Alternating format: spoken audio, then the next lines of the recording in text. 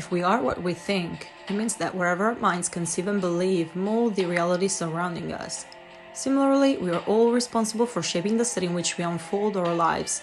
What is my ideal city? Everything depends on the affinity between the nature of the traveler and the character of the city. It can be love at first sight, or they can experience an inexplicable mutual repulsion that makes it evident to them that they were not born to link their destinies. Comparably to human beings, also cities have in a corner of the globe a soulmate in which they can perfectly reflect their image. In this respect, despite the distance, the couple Rome-Washington DC ranks first among the huge number of examples of cities, which are the two elements of the same simile. Although in different ages, they both stand out for an attitude of self-praise, a considerable boastfulness which is at the origin of a great ambition, waving the flag of the global leadership and acting as an infallible compass in order to help the planet get its political and socio-economic bearings. When pronouncing the names of these two prominent cities, our minds do not hesitate to create a collage of images, which establishes a comparison between the capital on a hill, as in the headquarters of Rome's municipality, and the Capitol Hill, as in the official seat of the United States Congress.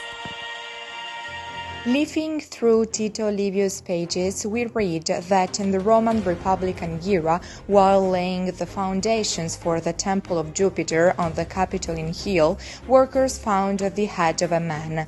Soothsayers regarded this as the sign sent by gods to predict the glorious future of Rome in its role of caput of a huge empire.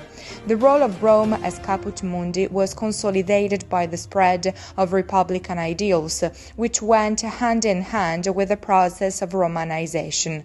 These two phenomena played a significant role in making people aware of the right to exercise their sovereignty. The new spirit reached its peak on the inauguration of the Temple of Jupiter.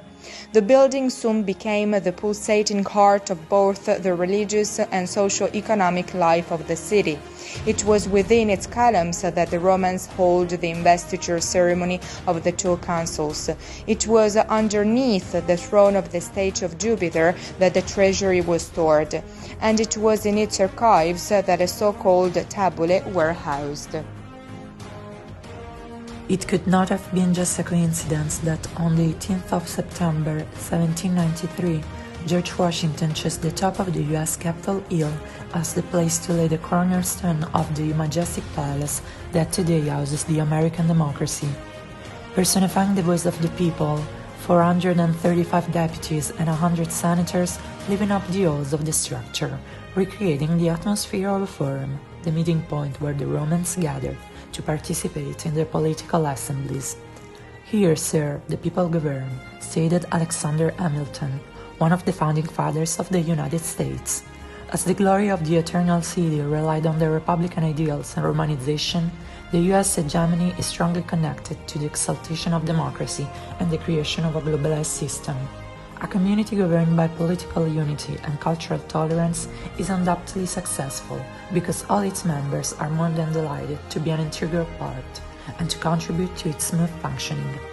The power of being caput of ourselves and at the same time caput of the free choice to carry out social responsibilities paves the road to the expansion of our horizons, giving us the chance to enrich the vocabulary of knowledge.